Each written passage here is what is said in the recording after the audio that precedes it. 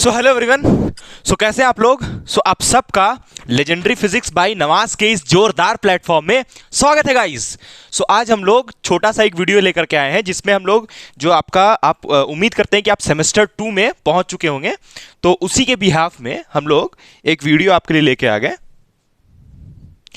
जिसमें हम लोग बात करने वाले हैं आपका जो सिलेबस है सेमेस्टर 2 का सिलेबस उसके बारे में। तो उम्मीद करते हैं कि आप सेमेस्टर 2 में आ चुके होंगे, और सेमेस्टर 2 अगर आप दिल्ली यूनिवर्सिटी के हैं तो अच्छा है, क्योंकि हम लोग यहाँ पर जो सिलेबस डिस्कस करने वाले हैं मतलब वो दिल्ली यूनिवर्सिटी के पॉइंट ऑफ व्यू से ही होगा, लेकिन आपका भी बहुत सारा सिलेबस इससे मैच करेगा। अभी हम ना फिलहाल जो हम वीडियोस बना रहे थे आपके लिए वो आपका इसके ऊपर था, स्पेशल थ्योरी ऑफ रिलेटिविटी के ऊपर था, और हम लोग इसको शॉर्ट्स में बना रहे थे, मतलब first short, second short, third short तक अपलोड कर चुके हैं। एक और शॉर्ट बचा हुआ है, उसको कंप्लीट फोर्थ शॉर्ट आ जाएगा तो आपका special theory of relativity complete हो जाएगा, वो कल ही आ जाएगा फोर्थ शॉर्ट, है ना। और अभी हम किस वीडियो को लाने का सोच रहे हैं, अभी हम लोग सिलेबस के बारे में बात करेंगे अच्छे से और कुछ आपको इंपॉर्टेंट बता देंगे। उसमें से जो सेमेस्टर 2 का आपका जो सिलेबस है, दो पेपर है ना आपका, एक है electricity and magnetism and wave and optics, दो टॉपिक्स होगा मेरे हिसाब से, तो दो टॉपिक सही है ना। एक आपका है इलेक्ट्रिसिटी एंड मैग्नेटिज्म, है ना, इलेक्ट्रिसिटी एंड मैग्नेटिज्म, और एक और आपका होगा वेव एंड ऑप्टिक्स। मेरे हिसाब से यही दोनों है ना, मैक्सिमम लोग का तो यही है। किसी किसी का ऐसा है कि मैथमेटिकल फिजिक्स भी है, तो खैर वो कोई बहुत बड़ा डील नहीं हुआ। जिनका मैथमेटिकल फिजिक्स है उसको भी देख लिया जाएगा, है ना, जिनका मैथमेटिकल फिजिक्स है उनको उसका भी आ जाएगा, मतलब कि किसी किसी का होगा ऐसा। बाकी दिल्ली यूनिवर्सिटी में तो इलेक्ट्रिसिटी एंड मैग्नेटिज्म है, और एक और जो आपका यूनिट है वो है ऑप्टिक्स, ठीक है, यही दो यूनिट है, और मैक्सिमम यूनिवर्सिटीज़ में यही चल रहा है ना, ऑप्टिक्स या तो आपका इलेक्ट्रिसिटी, मतलब ये दोनों चल रहा है। किसी किसी का ऐसा है, यहाँ पर हम लिख देते हैं, किसी किसी का ऐसा है कि मैथमेटिकल फिजिक्स भी दे दिया सेमेस्टर 2 में का बात कर रहे हैं हम, मैथमेटिकल फिजिक्स, किसी किसी का ऐसा है कि मैथमेटिकल फिजिक्स भी दिया हुआ है, ठीक है। अब आप बोलिएगा कि सर अगर हमको तो सिर्फ बीएससी का पढ़ना है, तो सिर्फ बीएससी के लिए भी हम बता दे रहे हैं। इसके लिए आप देखिए, अब एक चीज़ हम आपको बताते हैं, एक चीज़ आपको सच्चाई बताते हैं कि आपका जो सेमेस्टर 2 है ना, सेमेस्टर टू बहुत इजी है। सेमेस्टर 2 इजीएस्ट बोल सकते हैं आप इसको। सेमेस्टर 2 है बहुत आसान, इजीएस्ट है आपका, सबसे इजी है। जितना आप सेमेस्टर्स पढ़िएगा 3, 4, 5, 1 से भी इजी है। हाँ, ये भी हम आपको बता रहे हैं कि आपका जो सेमेस्टर 2 है और सेमेस्टर 1 में अगर कंपेयर किया जाए तो आपका सेमेस्टर 1 ज़्यादा हार्ड है और सेमेस्टर 2 ईजी है।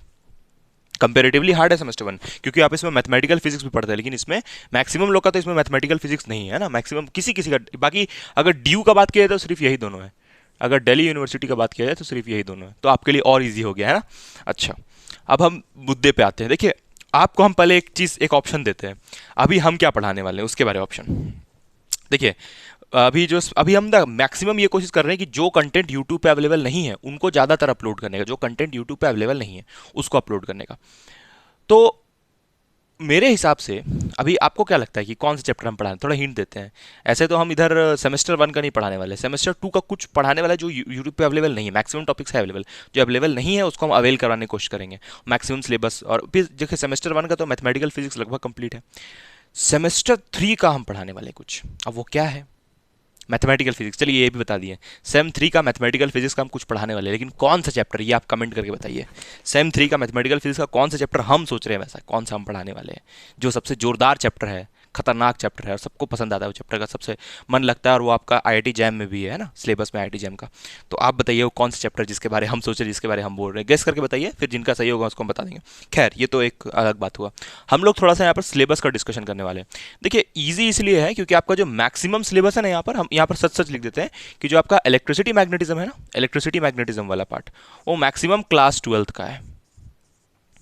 क्लास 12th में आप जो पढ़ते हैं ना वो मैक्सिमम पार्ट इसमें है आपका, है ना, सिलेबस डिस्कशन है वीडियो का टॉपिक। तो क्लास 12th में आप जो मैक्सिमम पढ़ते हैं वो आपका इसमें मैक्सिमम है ना। कुछ कुछ टॉपिक्स नया है जो आप मतलब कि पहली बार देखिएगा, कुछ टॉपिक्स, कुछ अभी हम बता देंगे कौन कौन सा। अब इसमें से आप जो एक बुक होता है क्लास 12th में एस एल अरोड़ा, उससे भी आप पढ़ सकते हैं, बहुत सारा टॉपिक आपको इसमें मिल जाएगा। या फिर अगर आपके पास कोई भी बुक है तो आप उससे इलेक्ट्रिसिटी मैग्नेटिज्म इजीली पढ़ सकते हैं, सिर्फ बीएससी के लिए बता रहेगा, सिर्फ बीएससी के लिए। बाकी हायर स्टडीज के लिए तो खैर थोड़ा सा मतलब आईआईटी जैम ये सब के लिए थोड़ा जज्बात बदल जाएगा, ठीक है। अच्छा, ये ऑप्टिक्स क्लास 12th का नहीं है, ऑप्टिक्स थोड़ा सा है, मतलब बीएससी लेवल का है ऑप्टिक्स, इतना भी इजी नहीं, ऑप्टिक्स थोड़ा सा बीएससी लेवल का है। तो अब हम क्या करते हैं कि आपको जल्दी से इंपॉर्टेंट टॉपिक्स बताते हैं, इंपॉर्टेंट जो भी है उसको बताते हैं, मतलब इंपॉर्टेंट टॉपिक्स बता ही देंगे, और साथ ही साथ सिलेबस को भी डिस्कस कर देंगे कि कौन सा मतलब कि आपको नया लगेगा, कौन सा में आपको थोड़ा ध्यान देना चाहिए उन सब के बारे में। तो अब जल्दी से हम वो बता देते हैं आपको, क्लियर करते हुए जल्दी से, छोटा वीडियो रखेंगे उसको हम लोग। देखिए यहाँ पर सबसे पहले हम देखिए, आप जो सिलेबस है उसको हम फ़ोन से देख करके, और जो इंपॉर्टेंट टॉपिक्स को बता रहे हैं आप भी देख लीजिए, जो भी आपका सिलेबस है उसके हिसाब से। सबसे पहले यहाँ पर जो दिख रहा है टॉपिक वो है इलेक्ट्रिसिटी एंड मैग्नेटिज्म से हम लोग स्टार्ट करते हैं, ठीक है। उसमें पहले हम आपको इंपॉर्टेंट डीयू का सिलेबस जैसे देख रहे हैं हम, बाकी आप देख लीजिए कि आपका उस टॉपिक्स मैच कर रहा है कि नहीं। जैसे डीयू का सिलेबस में यहाँ पर पहले स्टार्ट किया है इसमें electric field and electric potential. सोचिए ये 12th क्लास का टॉपिक है, electric field and electric potential, ये पूरा 12th का है। इलेक्ट्रिक हम नहीं लिख रहे इसको, electric field and electric potential ये पूरा 12th का टॉपिक है, चैप्टर ही दिया हुआ 12th का। अच्छा, इसमें से क्या आता है एग्जाम में, अगर आया तो हम बता देते हैं। गॉस लॉ से हमेशा क्वेश्चन आता है, जो आपका गॉस लॉ है ना उससे हमेशा क्वेश्चन आता है, अगर इस वाले पार्ट से क्वेश्चन आया तो गॉस लॉ से हमेशा क्वेश्चन आता है। तो आप गॉस लॉ देख लीजिएगा, ठीक है, गॉस लॉ, उसका प्रूफ, उसका स्टेटमेंट, ये सबसे। अब अगर आप थोड़ा सा मतलब अगर हम दूसरा यूनिवर्सिटी का बात करें तो Gauss law in differential form, ऐसे तो गॉस लॉ जो आप पढ़ते 12th में वो तो इंटीग्रल फॉर्म वाला होता है, इंटीग्रल फॉर्म वाला। लेकिन Gauss law in differential form, हालांकि सिलेबस में शायद मेंशन नहीं है ये डीयू का, Gauss law in differential form, ये डिफरेंशियल फॉर्म बहुत पूछता है, डिफरेंशियल फॉर्म। इंटीग्रल फॉर्म तो सबको पता है, लेकिन डिफरेंशियल फॉर्म बहुत पूछता है। डिफरेंशियल फॉर्म देखिएगा, ऐसे हम लिख देते हैं, एक बार आप नहीं समझ रहे हैं तो इंटीग्रल मतलब ये integral E dot D S is equals to Q by epsilon naught, ये वाला। और अगर डिफरेंशियल फॉर्म का बात किया जाए तो डेल डॉट ई, डिफरेंशियल मतलब divergence, is equals to rho by epsilon naught, ये दोनों फॉर्मूला, ठीक है। तो एक ये हो गया और एक ये हो गया, ये इंटीग्रल फॉर्म हुआ क्योंकि इसमें इंटीग्रेशन, ये 12th में आप पढ़े हैं, और ये नया आपके लिए, ये नया है आपके लिए, ये आप 12th में नहीं पढ़े। तो खैर, अगर आप अगर पता है आपको तो ये बताइए, ये इसको क्या बोलते हैं हम लोग, ये वाला जो यहाँ पे बना हुआ है सिंबल, इसको क्या बोलते हैं, है ना। चलिए बताइए कमेंट करके। अच्छा देखिए आगे, ये इंपॉर्टेंट हो गया है किसमें से, पहले चैप्टर में से। फिर है आपको conservative nature of electrostatic field, उसी के बारे है। और इसमें से, हाँ, इसमें से एक नया टॉपिक भी है जो आप पहली बार पढ़िएगा, लाप्लास एंड पॉइजन्स इक्वेशन, बड़ा इंपॉर्टेंट है। लाप्लास एंड पॉइजन्स इक्वेशन लिख दे रहे हैं हम, लाप्लास एंड पॉइजन्स इक्वेशन, बड़ा इंपॉर्टेंट है, हमेशा आता है एग्जाम में, मतलब इससे क्वेश्चन आता ही है, Laplace and Poisson's equation, Laplace and Poisson's equation. और इसके बाद एक और इंपॉर्टेंट टॉपिक हमको दिख रहा है, ये है ये यूनिकनेस थ्योरम, ये भी आ सकता है ना, यूनिकनेस थ्योरम पूछ सकता है, अगर आपका मिड सेम या ये सब होता है तो उसमें आ सकता है यूनिकनेस थ्योरम, ठीक है। यूनिकनेस थ्योरम, इसके ऊपर हम, ये सब के ऊपर वीडियो हम बना सकते हैं। यूनिकनेस थ्योरम हम सोच रहे हैं ना, इन सब पे वन शॉट आएगा, हम अभी आपको क्लियर कर देते हैं। अगर इन सब टॉपिक्स के ऊपर मेरा चैनल पे वीडियो आएगा तो वो वन शॉट वीडियोस होगा, वन शॉट। वन शॉट तो अगर शॉर्ट्स में डिवाइड हो सकता है, एक दो शॉट में, मैक्सिमम 4 शॉट्स में, उससे ज़्यादा में डिवाइड कभी नहीं होगा कोई भी, जैसे पूरा यूनिट भी कंप्लीट करे तो शॉर्ट्स में डिवाइड, एक वन शॉट का मतलब एक शॉट में कंप्लीट, वैसा नहीं होता है। हम इसको 4 शॉट से ज़्यादा कभी हम डिस्ट्रीब्यूट नहीं करेंगे, ठीक है, किसी भी चीज़ को। तो खैर इस पर हम शॉर्ट्स ही लाने की कोशिश करेंगे, क्योंकि ये सब आप पढ़े हैं पहले से। अब जैसे कि ये सब नया टॉपिक है तो इसलिए हम शॉर्ट्स में लाएंगे, आपका एग्जाम के लिए बहुत हेल्प हो जाएगा, तो बहुत हेल्प हो जाएगा, ठीक है। आप कमेंट करके बताइए कि अभी आप सेमेस्टर 2 में ही है ना, एक कमेंट करके बताइए एक बार। अच्छा, यूनिकनेस थ्योरम, यूनिकनेस थ्योरम आएगा, ठीक है। उसके बाद नेक्स्ट देखिए, यूनिकनेस थ्योरम के बाद इसमें जो नया आपको, और तो कुछ इसमें नया नहीं है, टॉर्क है, ये सब पढ़ चुके हैं आप पहले ही 12th में। खैर कोई नहीं, हम पढ़ा देंगे यहाँ पर शॉर्ट में, आपको सारा कवर करवा देंगे। और खैर अभी नहीं, मतलब थोड़ा अभी कुछ समय बाद, क्योंकि अभी हम थोड़ा सा उन टॉपिक्स पे ध्यान दे रहे हैं, जो जैसे कि एक टॉपिक है बैलिस्टिक गैल्वेनोमीटर। अब देखिए ना, यहाँ पर सिलेबस में बैलिस्टिक गैल्वेनोमीटर कहीं दिख नहीं रहा है, नहीं मेरे को तो कहीं पर भी बैलिस्टिक गैल्वेनोमीटर दिख नहीं रहा है। हालांकि बैलिस्टिक गैल्वेनोमीटर बाकी सिलेबस में, तो हम एक बार लिख देते हैं इधर, डीयू के सिलेबस में बहुत शॉकिंग है वो हमको, कि डीयू के सिलेबस में बैलिस्टिक गैल्वेनोमीटर नहीं है।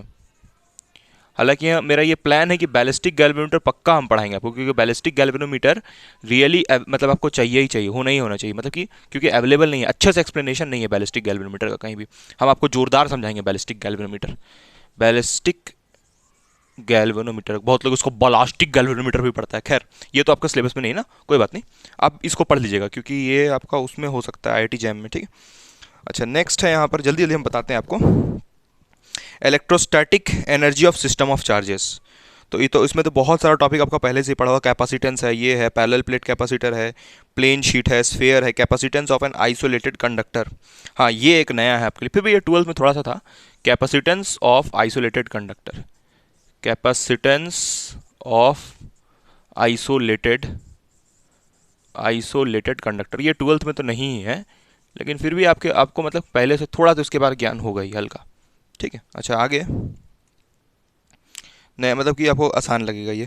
आगे प्लेन शीट है, method of image and its application to plane infinite sheet, sphere, ये सब भी ठीक है। Dielectric properties of matter, next chapter ये है डाइलेक्ट्रिक प्रॉपर्टीज ऑफ मैटर। तो डाइलेक्ट्रिक प्रॉपर्टीज ऑफ मैटर में electric field in matter, polarisation, ये सब आपको आता है, इलेक्ट्रिक ससेप्टिबिलिटी, डाइलेक्ट्रिक कांस्टेंट, हाँ ये एक इम्पॉर्टेंट है, कंडक्टर, स्फेरिकल। देखिए ये जो डाइलेक्ट्रिक है ना, डाइलेक्ट्रिक जो होता है, डाइलेक्ट्रिक सॉरी,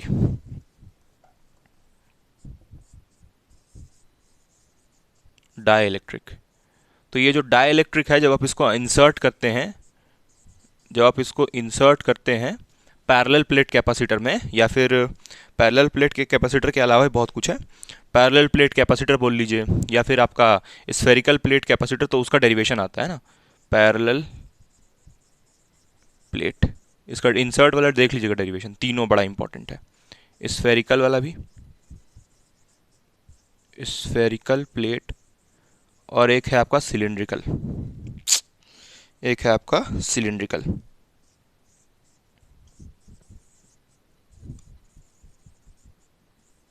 तो ये तीनों बड़ा इंपॉर्टेंट है, ये नया है आपके लिए, ये 12th का नहीं है, ये तीनों 12th का नहीं है, पैरेलल प्लेट पढ़ते हैं बट ये जो इंसर्ट वाला वो भी पढ़ते हैं, है ना, ये दोनों नया होगा, ये तो पढ़ते हैं, पढ़ लेते हैं, ये दोनों नहीं पढ़े आप, ठीक। आगे देखिए,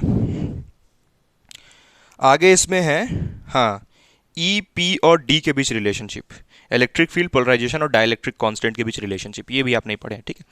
ये रिलेशनशिप एक होता है ना, देखिए 3 टर्म आप पढ़िएगा नया नया, ई के बारे पढ़िएगा, डी के बारे पढ़िएगा, और पी के बारे पढ़िएगा, डायलेक्ट ये वाला डिस्प्लेसमेंट करंट, और ये पोलराइजेशन, ये इलेक्ट्रिक फील्ड, तो इन तीनों को रिलेट करते हुए एक फार्मूला होता है, तो वो आपके लिए नया होगा, हम लिख देते हैं formula, D is equals to epsilon naught E plus P. ये फार्मूला ड्राइव करने आ सकता है एग्जाम में, ठीक है, हमेशा आता, बड़ा इंपॉर्टेंट, तो ये नया पढ़िएगा आप, ठीक है। तो ये इंपॉर्टेंट टॉपिक समझ गए होंगे आप, इसके बाद उधर लिखा हुआ है, ये वाला लिखा हुआ है, ठीक है। आगे हम बता देते हैं आपको जल्दी जल्दी, तो ये सब हटाना होगा अब, है ना, समझ गए ना आप, इसमें इतना इंपॉर्टेंट हुआ। उसके बाद फिर हाँ, Gauss law in dielectric, last लिख ही देते हैं, गॉस लॉ तो पढ़ेंगे ही आप, गॉस लॉ इन डाइलेक्ट्रिक भी आपके लिए नया होगा, देखिए इसके बाद हम यहाँ लिख देते हैं, ठीक है। नेक्स्ट टॉपिक है आपका गॉस लॉ इन डाइलेक्ट्रिक, थोड़ा नया होगा आपके लिए, हल्का सा चेंज आएगा, बस कुछ नहीं, गॉस लॉ को थोड़ा सा मॉडिफाई कर देंगे हम लोग, और कुछ नहीं, ठीक है। तो बस इतना टॉपिक्स है जो आपके लिए थोड़ा नया है, कुछ कुछ है, हाँ मानते हैं हम, कुछ कुछ नया आ रहा है इसमें, ऐसा नहीं कि सब 12th का ही है। उसके बाद फिर मैग्नेटिक फील्ड में तो एक बस टॉपिक, मैग्नेटिक फील्ड में जो है ना आप 12th में पढ़ते हैं, मूविंग चार्जेस एंड मैग्नेटिज्म, तो उसी के ऊपर मैग्नेटिक फील्ड है, तो उसमें भी चलिए हम आपको जल्दी से बता देते हैं, है ना, और जो टॉपिक्स एकदम 12th का है वो भी हम आपको बता देते हैं, कि जो एकदम 12th का है वो भी बता देते हैं, जल्दी से हम अब हटाते हैं इसको। हाँ गाइस, तो इसके बाद देखिए, इसके बाद क्या इंपॉर्टेंट है, मतलब मैग्नेटिक फील्ड में हम बता दें, मैग्नेटिक फील्ड पूरा क्लास 12th वाला है ना, आप जाके एनसीईआरटी बुक में इस सब में भी देख सकते हैं, मैग्नेटिक फील्ड यहाँ लिखा हुआ है ऐसे topic, magnetic field, magnetic field आप जान रहे हैं जिसको हम लोग बी से डिनोट करते हैं, दिस इज मैग्नेटिक फील्ड, जिसको हम लोग बी से डिनोट करते हैं। तो ये मैग्नेटिक फील्ड के बारे में पूरा टॉपिक्स दिया हुआ है, सारा 12th का है। हाँ कुछ एक चीज़ नया बड़ा इंपॉर्टेंट है, और इंपॉर्टेंट भी और नया भी है, जैसे एक हुआ आपका ये curl and divergence of magnetic field, ये आप 12th में नहीं पढ़ते हैं, curl and divergence of magnetic field, magnetic field का सिंबल ऐसे बी होता है, इलेक्ट्रिक फील्ड का ई होता है, ये सब आपको पता होगा, बीएससी में पहुंच गए हैं आप। Curl and divergence of magnetic field, ये आपका 12th का नहीं है बिल्कुल भी टॉपिक, ठीक है, नया है आपके लिए। कर्ल, कर्ल मतलब समझते हैं ना, कर्ल मतलब मैग्नेटिक फील्ड को जब क्रॉस प्रोडक्ट करते हैं उसको बोलते हैं curl of magnetic field. Divergence का मतलब होता है मैग्नेटिक फील्ड को जब डेल ऑपरेटर, अरे ले इसका बता दिए, लीजिए इसका आपको नाम हम बता दिए, डेल ऑपरेटर, इसको डेल ऑपरेटर बोलते हैं। तो जब मैग्नेटिक फील्ड को डेल के साथ ऑपरेट करते हैं तब क्या रिजल्ट आता है, ठीक है। अब देखिए इसका आंसर ऐसे 0 आता है, ये हम आपको बता देते हैं, इसका आंसर 0 आता है ऐसे, ठीक है। और ये ज़ीरो नहीं आता है, तो ये कितना आता है आप कमेंट करके बताइए। ये ज़ीरो नहीं आता है। अब आपको फिर भी चलिए हम ही बता देते हैं। ये जो डेल क्रॉस, जब भी आप कर्ल निकालते हैं ना मैग्नेटिक फील्ड का, तो वो म्यू नॉट जे के बराबर आता है। ये होता है आपका ampere circuital law in vector form, मतलब ये, हाँ, डिफरेंशियल फॉर्म में, ampere circuital law in differential form.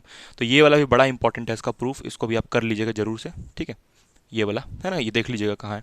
खैर इसके बाद देखिए, ये तो समझ गया ना इंपॉर्टेंट। इसके बाद देखिए नया टॉपिक्स जो है वो बताते हैं। वेक्टर पोटेंशियल है ना, जैसे इलेक्ट्रिक पोटेंशियल कैसे होता है, वैसे ही मैग्नेटिक वेक्टर पोटेंशियल एक टॉपिक वैसे ही होता है आपको। जैसे कैसे इलेक्ट्रिक पोटेंशियल होता है ना, इलेक्ट्रिक पोटेंशियल को वी से डिनोट करते हैं ना, पढ़े हैं आप 12th में। वैसे ही एक होता है मैग्नेटिक पोटेंशियल, मैग्नेटिक पोटेंशियल। तो ये आपके लिए नया होगा, मैग्नेटिक पोटेंशियल। मैग्नेटिक पोटेंशियल आप 12th में नहीं पढ़ते, ये आपके लिए नया टॉपिक है। तो इन सब पे ध्यान दीजिए, जहाँ भी आप ट्यूशन पढ़ रहे हैं, कुछ भी कर रहे हैं, तो वहाँ से देख लीजिए ये सब पढ़ा रहा है कि नहीं आपको, ठीक है। उसको भी आता है कि नहीं आता है वो भी देख लीजिएगा। खैर मजाक कर रहे हैं, ऐसा कुछ नहीं होता है, किसी को भी एडजस्ट करना चाहिए। आगे देखिए, आगे यहाँ पर है वेक्टर पोटेंशियल के बाद मैग्नेटिक, मैग्नेटिक वेक्टर पोटेंशियल लिख लीजिए। मैग्नेटिक वेक्टर पोटेंशियल लिखना चाहिए था यहाँ पर। खैर आप समझिएगा, मैग्नेटिक पोटेंशियल या मैग्नेटिक वेक्टर पोटेंशियल समझिएगा। आगे है यहाँ पर आगे एक चैप्टर है मैग्नेटिक प्रॉपर्टीज ऑफ मैटर। ये पूरा चैप्टर 12th का है, मैग्नेटिक प्रॉपर्टीज ऑफ मैटर पूरा 12th का, उसको हम नहीं करवाएंगे। इलेक्ट्रोमैग्नेटिक इंडक्शन, ये भी पूरा 12th का, ये सब हम वन शॉट में सब करवा देंगे। इलेक्ट्रोमैग्नेटिक इंडक्शन पूरा 12th का टॉपिक है, कुछ नया नहीं है। बस एक नया टॉपिक है energy stored in magnetic field, लेकिन ये भी आपको 12th का बुक में मिल जाएगा। Energy stored in magnetic field, ये देख लीजिएगा, ये आता भी है ज़्यादा मार्क्स का। Energy stored in magnetic field, energy stored in magnetic field, ये देख लीजिएगा, है ना, ये वाला टॉपिक जरूर से देखिएगा, ठीक है। अच्छा, उसके बाद देखिए आगे क्या है। आगे इलेक्ट्रिकल सर्किट्स, ये बड़ा इंपॉर्टेंट है। इलेक्ट्रिकल सर्किट्स, इसमें कुछ बहुत सारी चीज़ है, रियली नया है ना। इलेक्ट्रिकल सर्किट्स नया यूनिट हुआ, इलेक्ट्रिकल इलेक्ट्रिकल सर्किट्स। इसमें कुछ कुछ है नया जो आप 12th में नहीं पढ़ते, लेकिन 12th का भी बहुत सारा चीज़ है इसमें। तो अगर आप 12th ठीक से पढ़े हैं ना, तो बहुत आपका यूज़ हो जाएगा सेमेस्टर 2 में। इसलिए हम सेमेस्टर 2 को ईजी बोल रहे थे। सर ईजी तक कुछ नहीं है सर, किताब से रट लेंगे, किताब से मत रटिएगा। किताब से सर मैं धीरे धीरे धीरे धीरे करके किताब से रटने की कोशिश बिल्कुल नहीं। आगे देखिए, इसमें Kirchhoff's law in AC circuit हो जाएगा आपसे, कॉम्प्लेक्स रिएक्टेंस। अच्छा देखिए, एक और चीज़ है ना, कि जो आप पढ़ते हैं सिंपल सिंपल जो आप पढ़े हैं अल्टरनेटिंग करंट, उसको कॉम्प्लेक्स फॉर्म में पढ़ते हैं। इलेक्ट्रिकल सर्किट से मेरा मतलब है एसी। एसी आप 12th में पढ़ते हैं, चैप्टर नंबर 7 होता है ये एनसीईआरटी बुक के हिसाब से। एनसीईआरटी बुक जो 12th में अल्टरनेटिंग करंट, तो अल्टरनेटिंग करंट ही पूरा दिया हुआ, लेकिन कॉम्प्लेक्स फॉर्म में, ये बड़ा इंपॉर्टेंट है। तो इस चैप्टर को बड़ा ध्यान से पढ़िएगा। इसमें जो आपको पढ़ना है ना अल्टरनेटिंग करंट, वो कॉम्प्लेक्स फॉर्म में पढ़ना है। अब बहुत लोग को कॉम्प्लेक्स फॉर्म का मतलब ही नहीं पता होगा। कॉम्प्लेक्स फॉर्म का मतलब होता है आयोटा। आयोटा जानते हैं ना, आयोटा मैथ्स का जो होता है ना, आयोटा जो मैथ्स में होता है, इमेजिनरी नंबर, इमेजिनरी नंबर को जो डिफाइन करने के लिए होता है आयोटा, उसके बारे में बोल रहे हैं। तो आयोटा के बारे में पढ़ना है, आप पढ़ते हैं ना, iota square is equals to -1, वही पढ़ना है आपको, ठीक है। आयोटा के बारे यहाँ पर पढ़ना है, ठीक। Iota square is equals to -1, वो पढ़ना है आपको।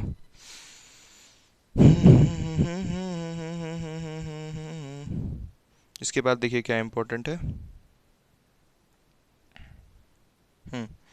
इसके बाद ये समझ गए ना, तो ये इमेजिनरी कॉम्प्लेक्स फॉर्म में पढ़ना है आपको, ये तो बड़ा इसको देख लीजिएगा ध्यान से। इसके बाद देखिए क्या है, इलेक्ट्रिकल सर्किट्स में एक और चीज़ है, power dissipation, resonance, LCR circuit, ये सब इंपॉर्टेंट है। एक है आपका पैरेलल एलसीआर सर्किट, ये आपके लिए नया है, आता भी है ये एग्जाम में। पैरेलल एलसीआर सर्किट, इसको भी ठीक से पढ़िएगा। पैरेलल एलसीआर सर्किट, सीरीज वाला तो आप 12th में ही पढ़ते हैं। पैरेलल एलसीआर सर्किट आपके लिए नया है, बिल्कुल नया है, ठीक है। तो इसको हम पढ़ा देंगे, बिल्कुल पढ़ाएंगे, 100% पढ़ाएंगे, उसको टेंशन नहीं लेना। उसके बाद एक और चीज़ है, नेटवर्क थ्योरम्स। तो नेटवर्क थ्योरम्स में सारा इंपॉर्टेंट है। नॉर्टन्स थ्योरम, हम आपको नाम बता रहे टॉपिक का, नॉर्टन्स थ्योरम। उसके बाद सुपरपोजिशन थ्योरम, रेसिप्रोकलिटी थ्योरम, ये सबसे हम हमेशा क्वेश्चन आता है। मैक्सिमम पावर, थेवेनिन थ्योरम, ये सब सारा है। नेटवर्क थ्योरम पूरा नया है आपके लिए। नेटवर्क थ्योरम जो लास्ट में दिया वो पूरा न्यू है, पूरा न्यू है। नेटवर्क थ्योरम एकदम नया है आपके लिए। नेटवर्क थ्योरम्स, इसको हम करवा देंगे, बल्कि बिल्कुल करवा देंगे 100%। अरे यार, नेटवर्क थ्योरम्स, इसको हम करवा देंगे आपको, इसको टेंशन नहीं है। नेटवर्क थ्योरम आपके लिए पूरा नया है तो पूरा हम इसको करवा देंगे कंप्लीट, है ना। ठीक। एक बैलिस्टिक गैल्वेनोमीटर पता नहीं डीयू का सिलेबस में क्यों नहीं है। अच्छा, किसी किसी किसी का ऐसा होगा कुछ भी अजीब दिया होगा सिलेबस, तो आप कमेंट करके बताइए जिसका एकदम ही मतलब मिसमैच कर रहा है। ऐसा तो नहीं होना चाहिए लेकिन फिर भी देख लीजिए।